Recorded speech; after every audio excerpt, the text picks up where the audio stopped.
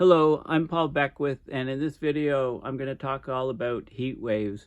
Right now, heat waves are affecting hundreds of millions of people around the planet, and I'm going to talk about some of the heat waves that are occurring, some of the root causes, and what an individual can do to protect themselves from heat stroke, heat exhaustion. There is some technology that can help. There's some simple things that one can do, or one can actually buy, what you might want to call a chill suit or a cool suit. Those things do exist on the market. They're a bit pricey right now, but there's some interesting concepts which I'll talk about. So if you just, one thing I just want to point out is the way that the media treats and reports on heat waves. So if you just Google heat waves, try it, look at some of the images that you see, you get some good stuff, but then you get kids playing in a fountain. Okay, that's the go-to image that media shows, or pictures of thermometers. There's somebody lying in water to cool down, somebody pouring water on themselves, more thermometers. You can see the patterns here. More kids playing in fountains. This is the most common one. It's like, hey, a heat wave, no problem. Just go and play in a fountain, or at least send your kids to play in a fountain. So, yeah, so just have a look for yourself and try to look for patterns. Lots of pictures of thermometers. Pictures of billboards and stuff like that, drought and so on. Okay, so that's the first thing. This is my Twitter account, and I've been posting a lot of stuff recently on the heat waves in Ontario, Quebec, and the Atlantic province, and the Hajj pilgrims going to Mecca. Right, we've had mass casualties, but it's nothing like what we could expect, a few degrees warmer or a few percent higher in relative humidity.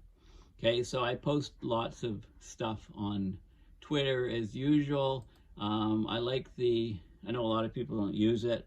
If you do a search for heat, you can have a look at the some of the things that are happening. This is in Gaza, people using parachute for airdropped aid to shelter themselves to get some shade. Texas cancels school, brutal heat waves. Look at some of the brutal heat waves that are occurring. New Delhi, India, just recorded its hottest night on record. Data since 1901. This heat wave has been rewriting many records. New Delhi has hit 40 degrees Celsius or greater for 37 consecutive days now. And you can see the variation from day to night in the image. This is a warping of the jet streams, bringing incredible heat up the east coast of the US into Canada. The heat over Mexico is also still incredibly high. Of course, they're having a huge drought situation in Mexico. If we continue on this path, then Mexico City, with those millions and millions of people, is going to run into water shortage. The countdown to day zero continues. This should say can't. You can't run a society without fresh water. Here's an article, more than 550 Hajj pilgrims die in Mecca. That number is over 1,000, I believe. I've seen reports well over 900, so I'm sure, a day later, it's over 1,000. Quite a headline from the Times of London. Take care in 44C heat. Greece warns as more tourists die. So many Brits go to Greece for their summer vacation, their summer holidays, and I think, 9 or 10 have died from heat stroke, heat exhaustion. Okay, so you get the idea. Here's some of the heat in some of the major cities in the US, cooler in Florida. Okay. All right, so let's have a look at some of the articles now. So here's hundreds of Hajj pilgrims reported dead amid extraordinary heat. So temperatures reaching 125 degrees Fahrenheit.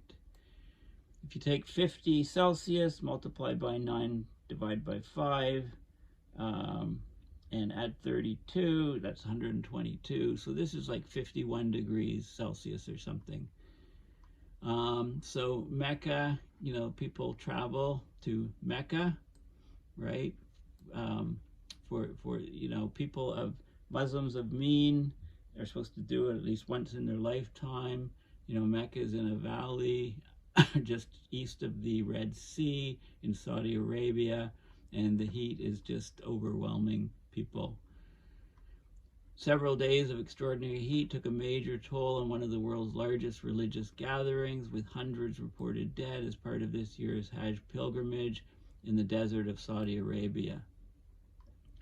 Okay, so basically more than 323 people. Now this news is a day old. This is from June 19th. This is from yesterday.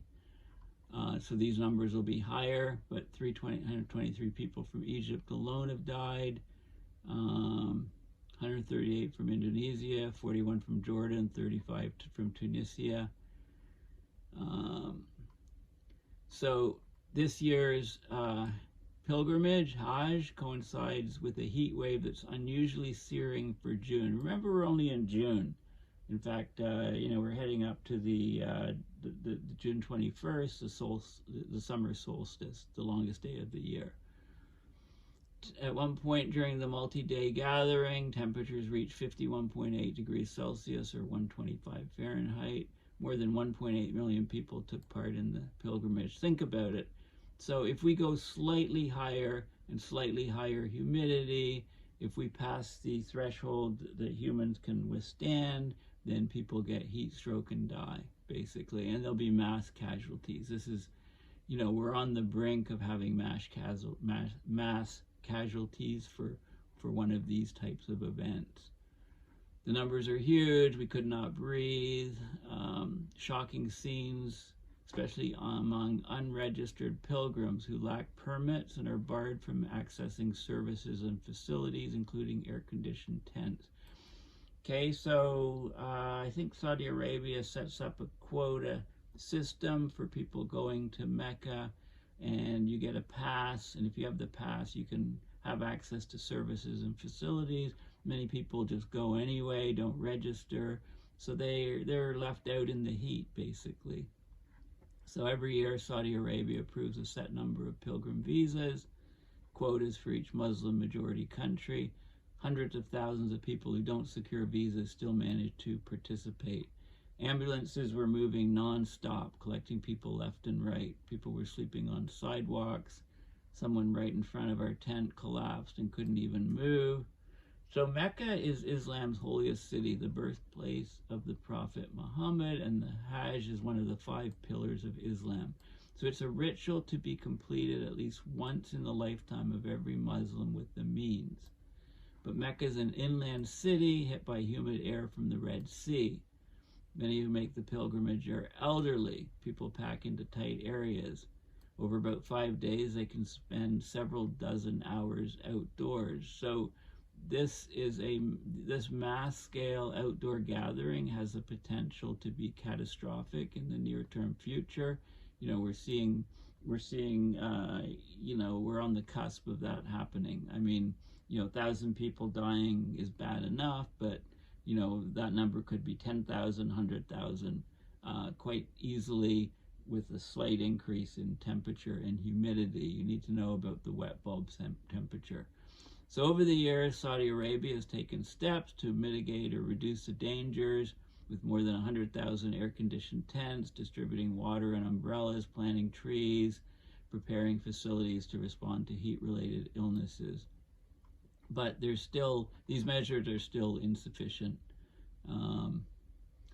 And the number of dangerously hot days is surging in Mecca. By 2050, they'll have an estimated 182 days, or half the year of dangerous heat for those outdoors in the sun, according to an analysis conducted last year. It will have an estimated 54 days when heat is dangerous even in the shade. Okay, so this is when we're getting right at that wet bulb temperature. That's compared with 0 days in 2000. Okay, so there's a huge warming trend. The last 30 years, we've had a warming of 2 degrees Celsius in the city, yeah, it's you know, they have sprinklers to try to distribute water, cool the air. You know, the Hajj, it goes by the lunar calendar, so it's not on the same day every year, so it cycles through the seasons. So the years when it's in the hottest months are horrendous. Okay, and they're expected, the hottest months, it'll be smack in the hottest months between 2047 and 2052. So, you know, it's in June right now. In 1985, more than 1,000 people died of heat stroke, according to a paper. And I'll show you some of these papers. Okay. Okay, so here's a paper, the Annals of Saudi Medicine. Heat stroke and heat exhaustion in pilgrims performing the Hajj, which is the annual pilgrimage in Saudi Arabia. Okay, so this was published a few years ago after the mass casualty event in 1985, and you can see some statistics on the number of people going, the number of pilgrims, the date of the Hajj, and the number of people getting heat stroke and heat exhaustion. And I think so there's some good data there. This is a paper, another paper, the Journal of Travel Medicine, Escalating Climate-Related Health Risks for Hajj Pilgrims to Mecca. This is a very recent paper, a 2024 paper. This is all open source. Have a look at it.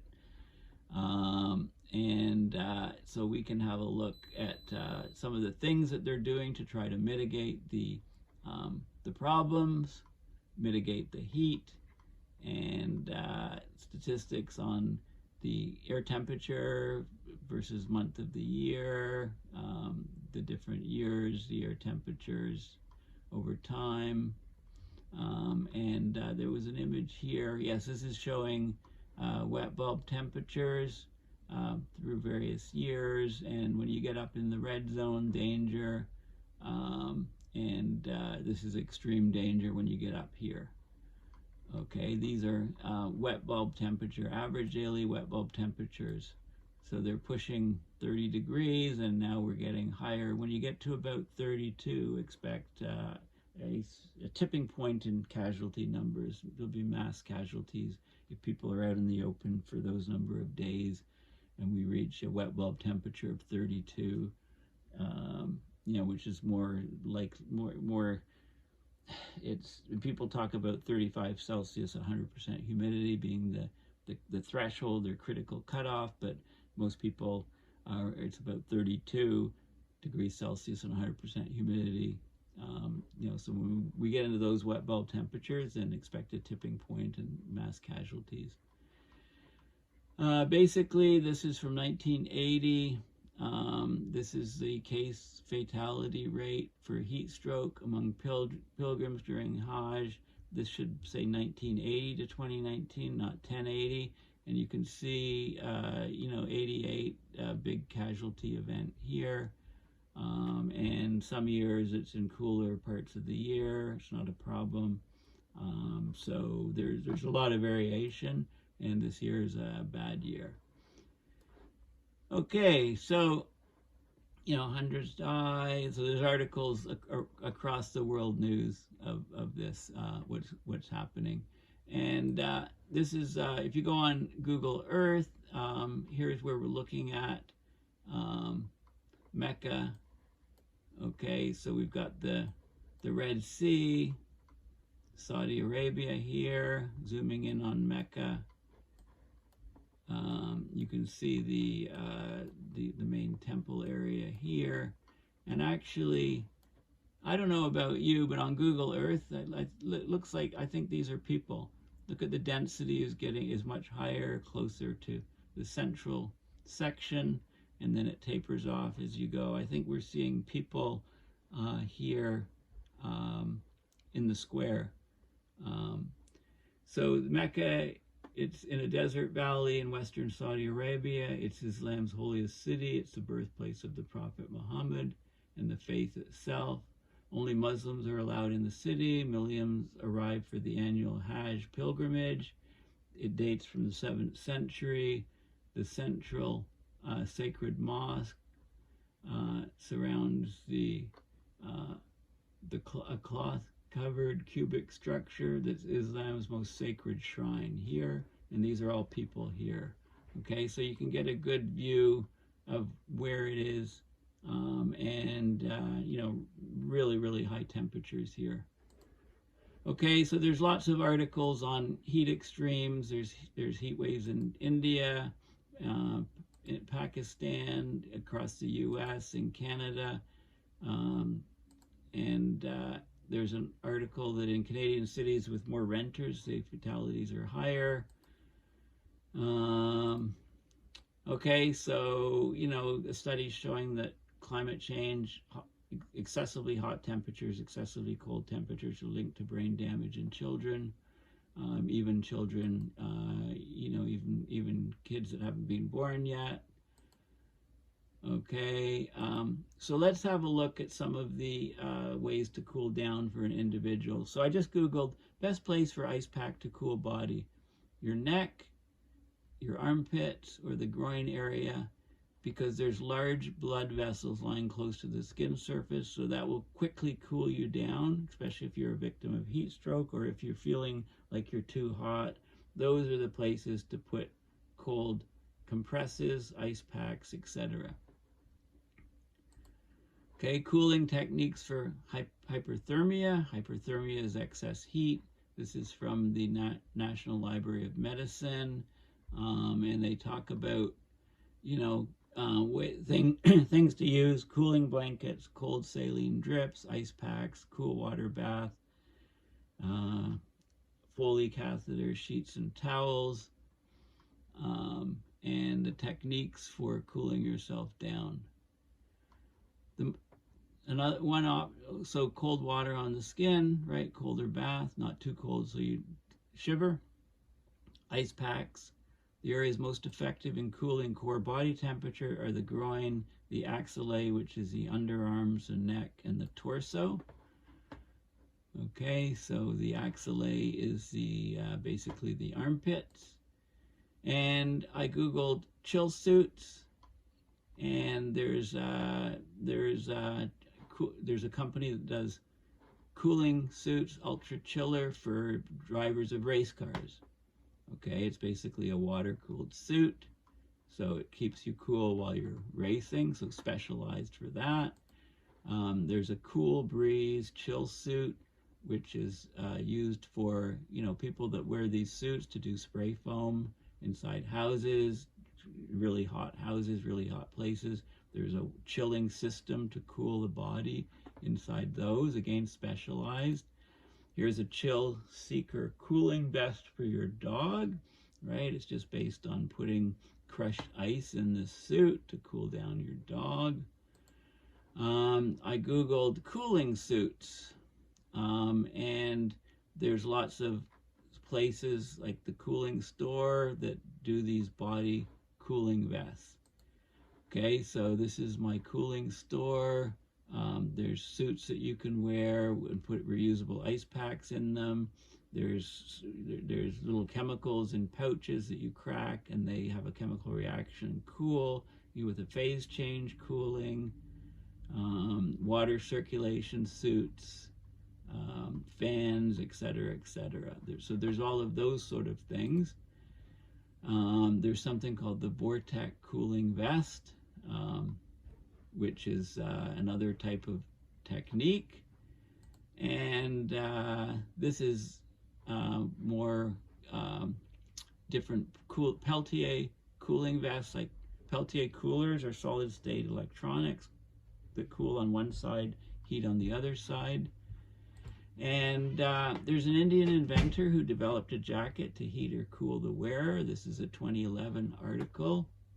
And this is the, so here he's wearing a suit, which is cooled by these Peltier Thermo-Electric Coolers. So they're powered by rechargeable batteries, 8 hours on one charge, and it can cool you down. It's a climate wear jacket. So that's when the company is Dharma Innovations. So I just did some searches on Dharma Innovations.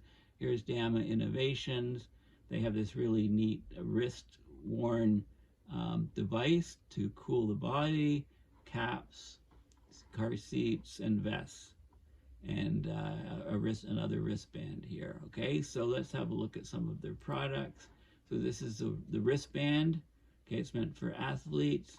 The first ever cooling wristband. It helps you cool down faster, recover sooner, and perform better. I think I might purchase one of those.